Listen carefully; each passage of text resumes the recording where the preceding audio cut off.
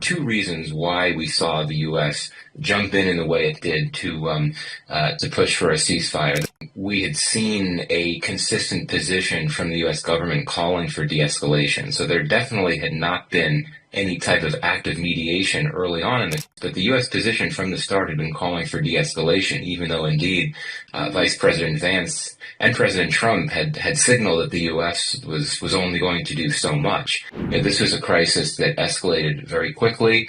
You had significant levels of military action that were used by both sides.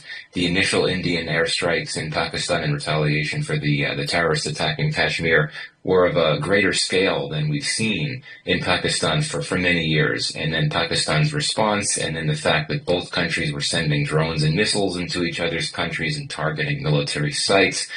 This I think was quite alarming for the U.S. government, just because this was a level of hostilities that had not been seen for many years. The second reason why I think the U.S. intervened, and I think this is really the major reason, is the nuclear issue.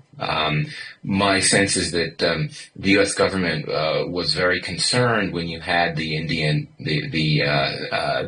targeting a particular air base in Rawalpindi, which is known to be near nuclear sites, and also the fact that Pakistan's own signaling in terms of convening certain types of meetings, or plans to convene certain types of meetings, suggested the possibility that they were prepared to talk about the risk of nuclear contingencies. So I think that this is actually a consistent pattern in U.S. policy when it comes to India-Pakistan crises. If you look at the history, the U.S. has frequently intervened in India-Pakistan military crises, mainly because of concerns about nuclear risks. And that I think was the case in Kargil. It was the case in 2001, 2002. And according to Mike Pompeo in his memoir, it was also the case in 2019. Pompeo, of course, was the Secretary of State during that crisis. So I think at the end of the day, it was a sudden concern on the part of the U.S. that the nuclear escalation risks in this crisis were real.